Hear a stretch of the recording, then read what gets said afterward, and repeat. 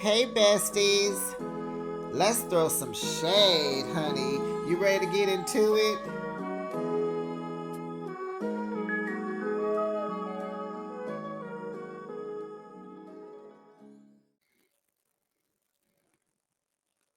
Besties, what I forgot to say in last week's review recap of Salt Lake City was when Lisa told Brittany at the end when she was leaving and she was all upset and woo, woo, woo, right?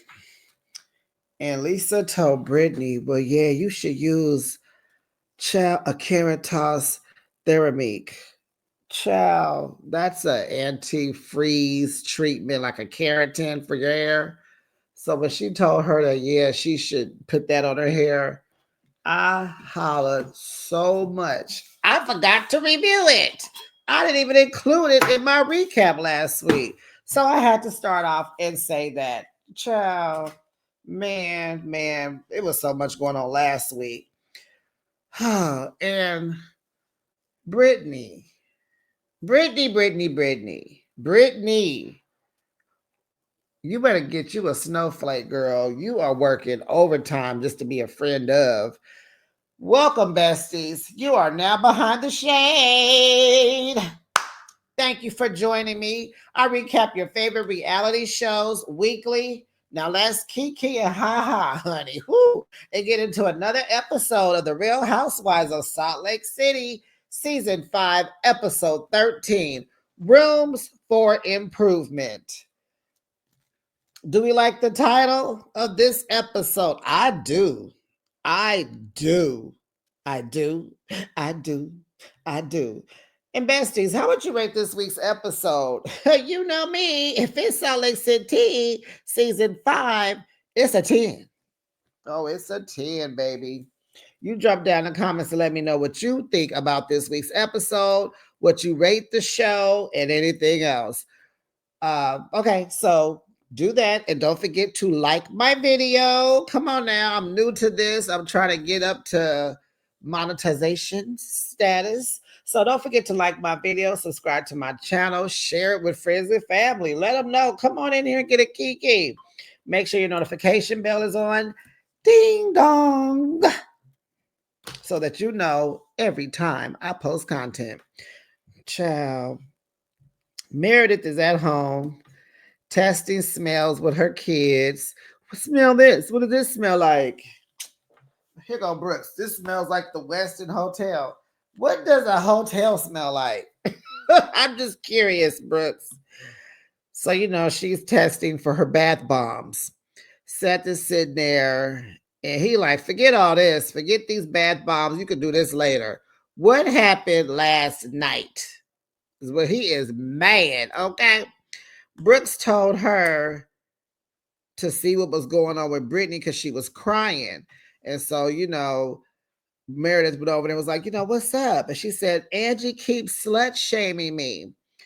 And she says, Angie shames another woman. She shamed another woman. She hits below the belt. It was a trigger for Meredith. And she's just an all outright mean girl, right? So she just had to put her out. But the question is, why do you have security at a bat mitzvah? It's supposed to be a religious group with loved ones and friends. Why do you have security there? Just a question I was wondering. So at Angie's house, she tells Sean that she is, ticked off. She's been crying all day. It was rude and demeaning. And Meredith is harboring these old feelings. And well, that's because Sean hasn't owned up, hasn't apologized, and he won't, and he doesn't have to. But this is the ramifications that happens when people's feelings are not addressed, not acknowledged. She doesn't feel seen or heard. And she's trying to tell you guys that this is not what happened, but you don't want to believe her. So Sean says, don't let her put you in that position again. She said, oh, I'm not. So Meredith is saying that they gaslight her. And so they talked about her disability. You know how Angie was at the camp talking about put on Meredith's hearing aids and hear me clear. And so, she's talking about my disability now. And so the kids are like, no, mom, it's not a disability. And so Brooke said, it's your superpower, your superpower. And then the daughter says, it's an enhancement. So, child, Mary is over at Angie's house. She's knocking on the door. You know, Mary has been having issues with doors. Last week she looking through the black film on the windows, trying to figure out how to get in. So she knows how to get in this house, but Angie ain't coming to the door. So Mary let herself in and sat down and was waiting patiently. She's sitting there watching Angie put some flowers on the counter, and then she goes, peekaboo. And I'm like, Angie, you don't see all that hot pink sitting on your couch? Your whole open space of a living room and everything is all white. It is very easy to see pink and black. So Mary opens up to her friend Angie. They have really gotten really close. And so they talk about Robert Jr. And it was such a touchy moment, So they over there talking about Robert Jr. and Angie's trying to get this bottle of Cristal open. That's what that bottle was, Cristal. I don't know how much Cristal costs now, but when it first came out, all the rappers used to rap about it. And at my birthday party, I won't say what age I was, I had Cristal there because I just wanted to taste it. And so it was about, how much was Cristal back then? Almost $200. And it wasn't all that. I didn't enjoy it. It was okay, I guess. So it's like I've been there, done that. Can check that off the list. Next. So Mary is crying as a mother because it's hard to hear that her son didn't want to keep living. Oh, he has tried every substance known to man. He was mixing, so far as substance and pills. He mixed it and matching and let me try that. I'll try this. Let's try that. I'll try that. I try that. Let's try this. And it's so just sad. It's sad to hear. It's hard to hear and it's sad to watch. So he didn't want to stay breathing. So she was just like, do you know, she prayed for him. It took her 4 years to get pregnant. And, he admitted that he is addicted and he feels like a stain. And that just tore Mary up. You could just see her heart breaking. A stain? You feel like a stain, like you feel like someone should remove you. You feel like you're soil, like you just don't matter, like you're some dirt, like a stain, like you don't feel like you belong. So Mary feels guilty because that's the first emotion. What did I do wrong? Is it something I missed? She hates that he's not secure and doesn't know how much he means to her. But he does know how much he means because he told her, you're the reason why I'm still here, because I thought about you and how that would you could not handle that. Oh my goodness, you guys, oh my gosh, I'm about to cry now. So she explains how she grew up not having a relationship with her mother because her mother was so selfish and self-absorbed and only cared about herself and I guess like the next man or whatever. But I just don't know, why doesn't Mary have a relationship with any of her other siblings, or does she and she just doesn't talk about them? But she hasn't even mentioned, like, just because they're not on the show or you don't, but can't you at least discuss that you do know them?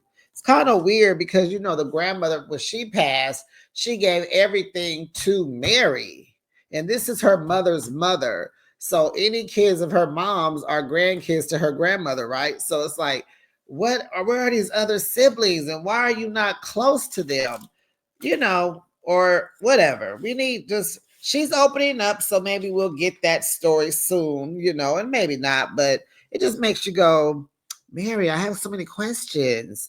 So she's like, I have no one to help me when I need to call someone or talk to somebody to help me through. My mom isn't around and my grandmother is gone, and so she feels like this is her fault. And that's a natural feel because you are responsible for this human being as being a mom. But Angie tells her, you've done everything right. Addiction is a disease. You can't just hold yourself accountable for that. These are the choices he's made. You didn't even know. Blah, blah, blah. But thank goodness that Robert Jr. feels safe enough to say something. At least he's not, oh, mom, you wouldn't understand. And, oh, mom, no, no, at least he can feel comfortable talking to his mom. So then Mary and Angie pinky promise that this conversation stays between them. It will not leave this living room, this house, this block. Don't you say nothing to them girls. Okay? So she tells Angie that she's coming to Puerto Vallarta after she makes sure her family is straight. And so that means she will join the ladies. She'll come later. And I'm like, okay, cool, because I would like to see Mary, chilling on the, out the country, checking the ladies as they acting crazy, calling them out, telling them like it is, straight lace, no chase. Mary is is a hit. She is a sharp shooter, honey. So the rest of the girls, they meet up at the airport. They getting ready. And Angie tells Brittany that her hair looks great. And I'm like, Angie, would you just leave that girl alone? Leave her alone. Just say hi. Don't say nothing. And remember, guys, I thought Brittany's hair was cute last week. I did. I just thought it was cute. I mean, it's nothing original. It's very classic. So so funny that she's talking to her when they can't even stand each other. So Meredith and Angie, they're not speaking, and Whitney and Lisa hate each other, but you couldn't tell because everyone knows the code of conduct at the airport with TSA. Nobody wants to be on the no-fly list, and they're going to smile and say hello so they can get through TSA, get through the gate, get on the plane, and get to their destination. Bronwyn was bitten by a dog, y'all. She walked the dogs. Some big dog attacked. She got bruises and bites all down her arm and behind her leg. And I'm like, oh no, Bronwyn. So she just had got out of her sling and just got the stitches removed because she's like, I gotta go to Mexico. Please get all this stuff off me. I cannot go cripple because these women like to fight and I might have to hit somebody. Just kidding. So they get to Puerto Vallarta, and Lisa has all her PowerPoints, honey, because this is a Barlow trip. It's a Barlow party, and she wants everything to be perfect. Now, she explained to us, it was a flashback, that Bronwyn had called her and asked, can she bring gifts to the girls? Lisa was like, no, boo, I got it. It's my trip. I got gifts. Don't worry. You just come. So at the airport, Bronwyn passes out these bedazzled passport pads. I don't think they were passport holders. I think they just had the cover of a passport. They were bedazzly, but they looked like maybe journals or just something you can just, I don't know. Anyway, Lisa did not appreciate that. There's Bronwyn not listening and stepping on her toes. And you better be careful because Lisa is very vindictive. And she already has it out for you, honey. So there are two villas with 4 bedrooms each. They're next door to each other. And they are the same villas, same layout, nothing's different, same size rooms. 4 here, 4 there. 2 are suites, 2 are nice rooms. They got the living room, the back, the blah, blah, blah, blah, blah. So Angie strategically roomed the girls according to how they get along. Did I say Angie? That needs to say Lisa. Y'all know I be watching this late after I get off work, so I'll be a little tired. So I get a little, you remember last Last review, I put car when it should have said camera. Just bear with me, y'all. I be trying. I put my best foot forward. So it was just funny how production did a side by side of the pictures of the ladies. So when Lisa was explaining how she picked who would be in which villa with who, so it went Meredith and Heather. I think, well, I can't remember who got a suite because remember there's 2 suites and then 2 regular rooms. I want to say she said she put Heather in a suite. She gets a suite, and then Meredith and Brittany get the other rooms. So that's her villa, Villa 1. Villa 2 is Bronwyn, Angie, Whitney, and Mary when she gets here. Bronwyn is furious, honey, because Lisa is her closest friend. They've been friends like over about 10 years. They're the closest in the group. And she knows Lisa was sending her a message like she putting her in her place. And Bronwyn needs to beg to get it back in her good graces. And you know Bronwyn is not doing that because, girl, bye with all that drama. You could never plan a trip like me, Lisa. But Lisa just feels activated. She has got to do this trip. And honey boom, honey boom. Here we go, y'all. So Angie goes to Whitney's room and she loves the room. And so she asks, what does she think about the teams in the villas? Whitney tells hers it's interesting. It's an interesting separation. I was like, that was cute. An interesting separation. That could be the title of the episode if we were to use something that someone said. An interesting separation would have been cute. So she said, well, how did Bronwyn get kicked out of the Cool Girls Club? Exactly. But who are the Cool Girls? Lisa and Meredith? Heather? Brittany? Brittany is Delulu, honey. Heather is Pick Me. Heather is lightweight Delulu too. Meredith is just who are the cool girls? Lisa O Ghetto Barlow self? Child, please. So then Bronwyn comes in and she talks about how she doesn't feel close to Lisa anymore. She brings up how she knows what she's doing and she knows what she's going through with Gwen and her dad's family. Like, why are you doing all this? And I've been bit by dogs. I've been here, Kate. My skin has been, I've been mauled by a big old dog. And so they flash back to her, Lisa and John. They went out to eat and they're discussing John's point of view because he was adopted at birth. So, they're just, talking to her about, what she's going through with Gwen's family. So Whitney in her confessional says Bronwyn was throwing her and Angie under the bus to stay in good graces with Lisa and Heather. And look where it got her. Uh-huh. She better be crawling back to me and Angie because we're her real friends. Whitney, shut up. Let me drink some water.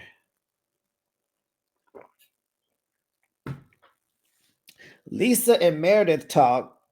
Lisa does not appreciate Bronwyn bringing everyone gifts after she asked her if she could, and Lisa told her no. Just come because she had the gifts for the ladies already. Child, she says Bronwyn only listens to Todd. How did I think she would even listen to me? She only listens to the Todd father. Lisa feels if she doesn't do or say or act the way Bronwyn wants her to, she gets mad at her. Meredith asks, how does Lisa feel about Angie? Lisa says she better be on her best behavior. Child, Angie is not going to let you just dictate to her no more. She's her own woman. Lisa Barlow. They have drinks before dinner, and Brittany has another announcement. And she always has an announcement. I have an announcement, guys. I'm going to go to the bathroom. I have an announcement, guys.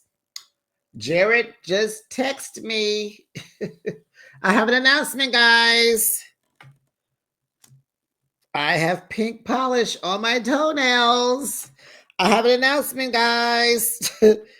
But this announcement was her progress that she's made with her daughters. She has pretty young daughters. There was a picture. They were like ice skating because this is Utah, Salt Lake City. They do everything else on ice. So they're pretty young. Like one daughter looks like around 10 or maybe under 10, and one looks like around 12. So she said her and one of the daughters, they talked. Now, one daughter, the older daughter, has her face blurred out. So I don't know which one she was talking about, but she said her daughter had came over. They talked.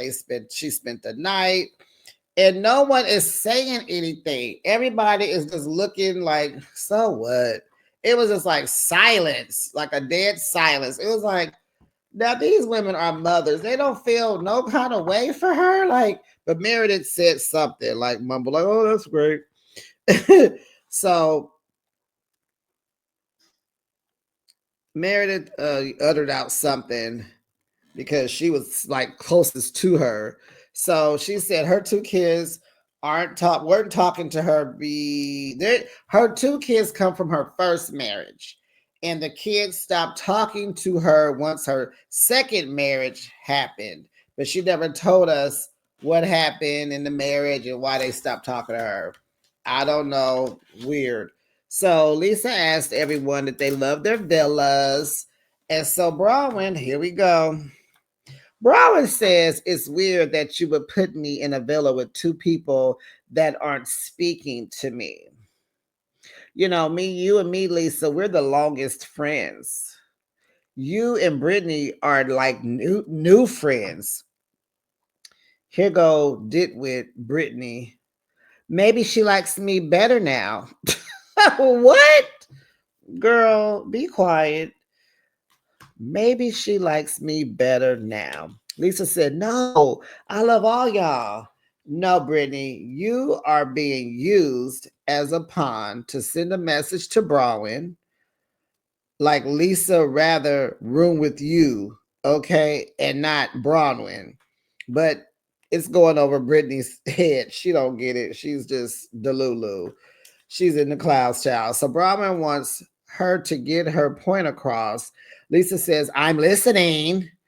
And she says, you're getting some bass in your voice. I was like, Brahman, what you gonna do? Beat her up? She was like, you getting some bass in your voice, Lisa.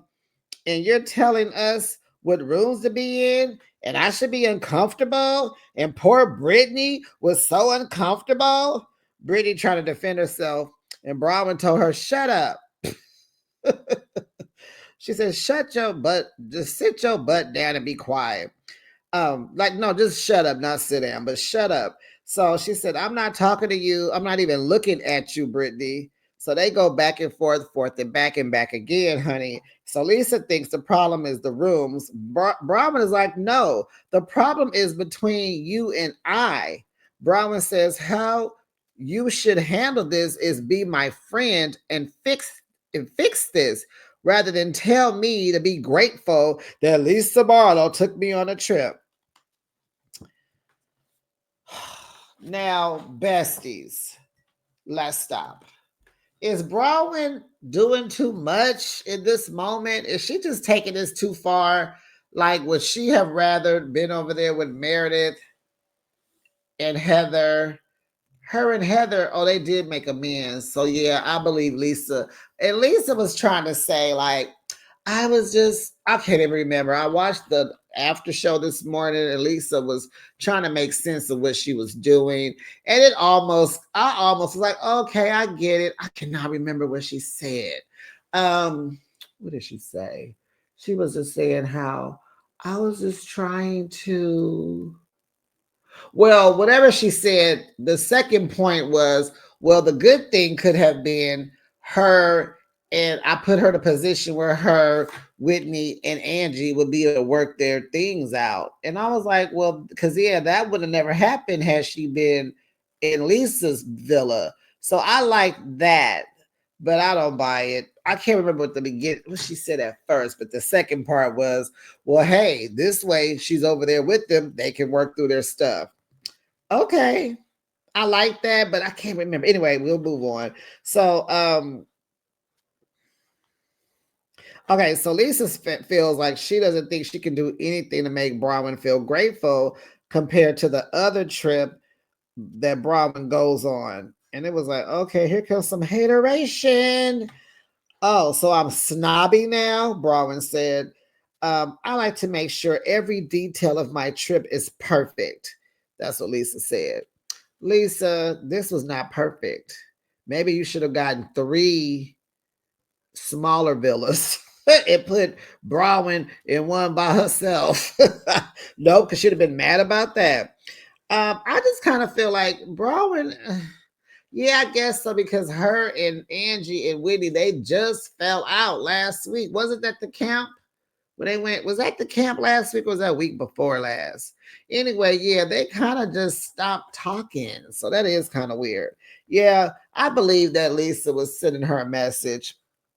You know, Lisa mad about that coach, that coach flight back home from Palm Springs. So Bronwyn reminds Lisa that she was first to be ungrateful about the trip that she took her on. Oh, because I didn't want to fly coach. I don't fly coach. And so Brahma said, I flew commercial here with you. She said, yeah, but you was in first class. So Brahma said, did you spring for a plane for all of us like I did, boo? So she said, oh, Brahma, no, I did not. Instead, I'm springing for me and my husband to go to London this summer. And it was like, have you ever been to London? Because you making it sound like you ain't never been nowhere, Lisa. The lack of gratitude I put into this. Oh my goodness, you're missing the point. I'm saying I want to be with you. This is not about the rooms, Lisa. So here go Lisa. You're right next door to me. Other than sleeping and going to the bathroom, you are with me. Yeah, but Whitney and Angie could plot on suffocating her in the middle of the night. She's not protected. Who wants to go to sleep in a house with enemies? Okay, you close your room, but goodness, they gonna be in there talking about you. The energy gonna be bad. You know, Angie is feeling herself this season. You know, you might have to clock that broad. You know, and Wendy be hecka just saying stuff too. Like they might jump her. She don't feel safe. And you, her friend, you supposed to protect her. You are wrong, Lisa Barlow. You are wrong, Lisa Barlow. So, but I do like that. Besides, you are with me, besides sleeping and going to the bathroom. Well, maybe she wants to go to the bathroom with you, Lisa. And maybe she wouldn't mind sharing a bed with you, Lisa. Have you ever thought about that? So Heather asked Bronwyn, what can she do to make it better? Here go Heather, trying to be the fixer. You've been quiet all episode, and we have not missed you, Heather. Can you continue to be quiet? Oh, sidebar, besties. I heard that Monica lost her case with Heather, and she has to pay Heather back like 30 something $1,000 or something, some lawsuit, probably about that page, that gossip page. Then I heard that Jen Shaw has gotten her sentence reduced. She will be getting out in 2027 due to good behavior. And they said this is like the second time they reduced her sentence. So she's still married to Coach Shaw. Not sure if they're, if he's coming to visit and writing letters and sending packages and putting money in her books, but they're still married on paper. Okay, so that was that on that. Anything else? Let's see, that was it.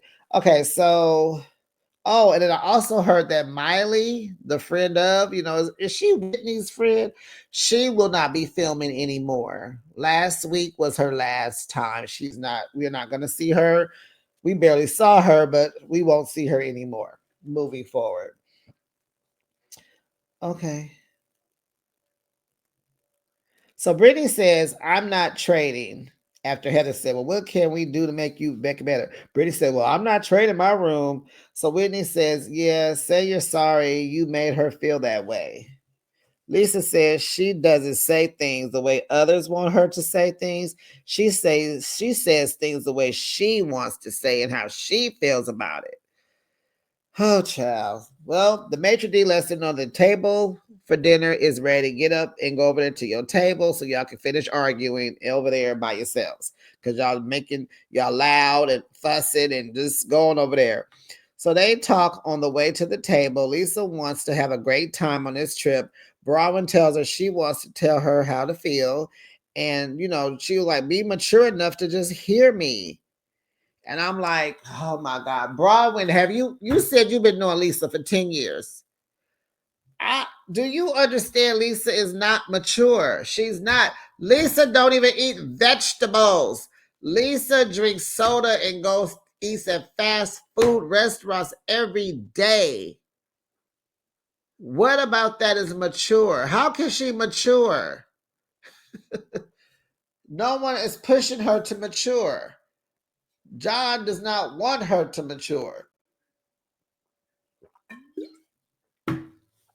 Besties, make sure you're drinking your water. So without telling her she's wrong, she said, you just need to hear me and stop telling me I'm wrong. Or I'm a moron and I'm ridiculous and I'm snobby. So Lisa and Bronwyn are going back and forth and back again, child. It's just blah, blah, blah, blah, blah. Brittany is butting in because she's not giving up her room. We know, Brittany, shut up.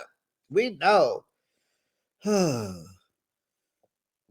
they sit down at the table. Angie asks, why does she have a Brooks Marks bag in her seat? Meredith is looking like, I don't know, with no words. She just shrugging her shoulders and just with her hand up like, ew. Angie opens the bag, child. It is the shampoo and conditioner and a journal that she gifted Meredith at her bat mitzvah. Meredith says, oh, you said you wanted it back. Who said that? Isn't that what you said? Brittany butts in again and brings up Angie slut shaming her. Baby, I don't have to hear this word no more. I don't have to hear it no more. I'm already tired of hearing about slut shaming. So Angie said she was very emotional and hurt and tells Brittany to stay out of it and puts the shampoo and conditioner back in the bag and she throws it across the table at Brittany. The bag lands on the table, knocking some of the table settings over. It's like, whoa. She was like, that's a whole new low, Angie. Angie's like, that was an accident. I handed you the bag. No, you did not. You flung that bag across that table. You threw it, baby. You flung the table.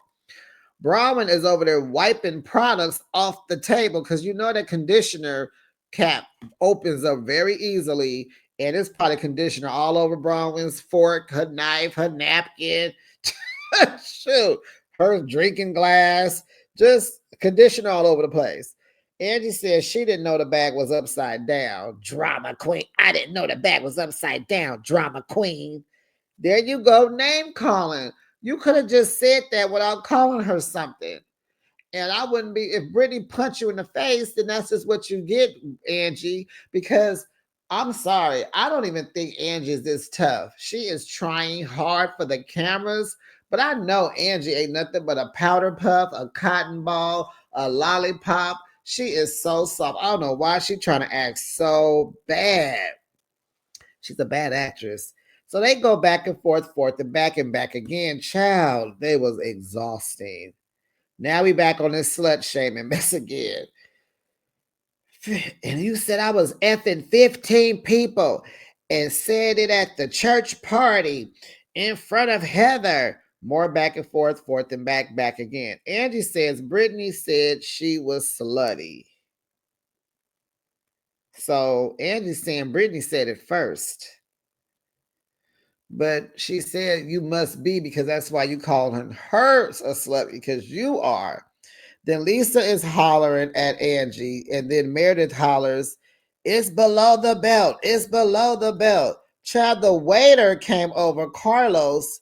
He's like, hey, ladies, hi, I'm here to take your orders. Hello. And all you hear, slutty hair. Hi, ladies, what do you want to drink? Porn star tits.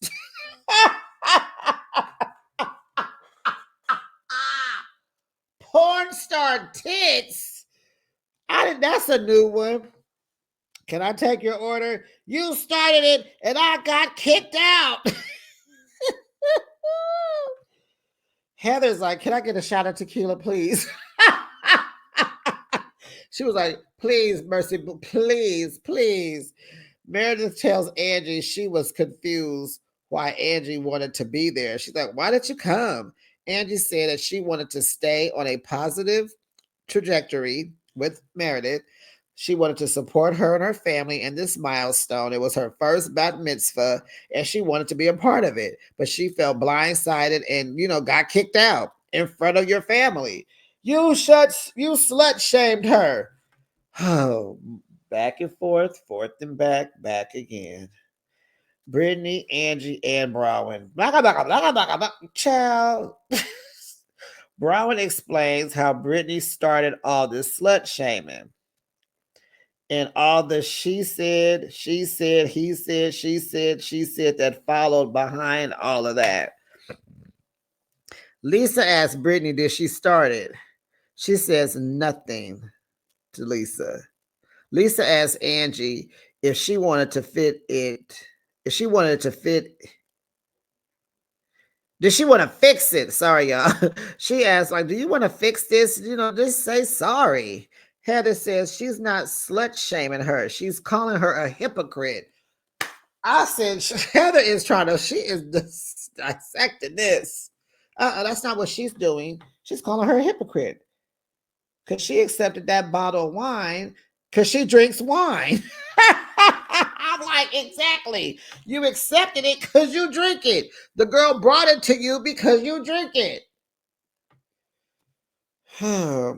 And so she's like, your body count exceeds your marriages. Ooh,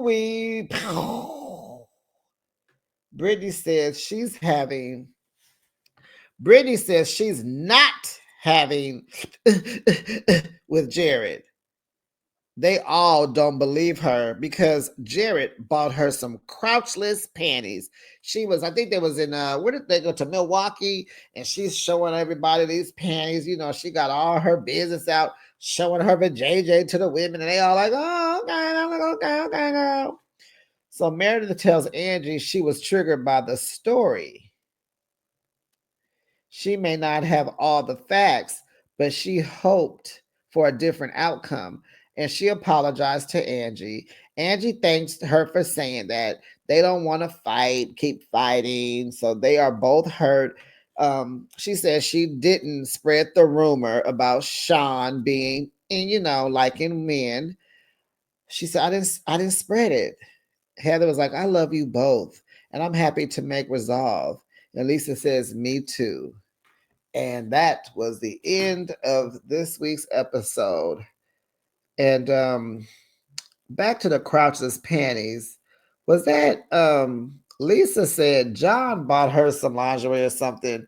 Because they didn't have until they got married. They dated for 2 years because they got married in the temple, and they didn't do no hanky, no panky. And Heather explained, what's considered okay and what's not, and blah blah blah. And so one of them said, I think it was Whitney, they was like, who buys you, this kind of gift if you're not getting none, And I was like, I don't know, like, how are you, like, no man is going to buy you all this sexy stuff if you're not using it with him, point blank, period. And Brittany, you don't appear to be strong enough to, whatever, girl. We know you lying. Brittany be lying. Brittany be lying. But that was the end of the episode, besties. You let me know what you thought about this week's episode. It was a 10 for me. Don't forget to like my video. Make sure you subscribe to the channel and make sure your notification bell is on. Ding dong, so that you are notified every time I post my commentary, my content, videos. Okay? All right. See you in the next video. Bye, besties.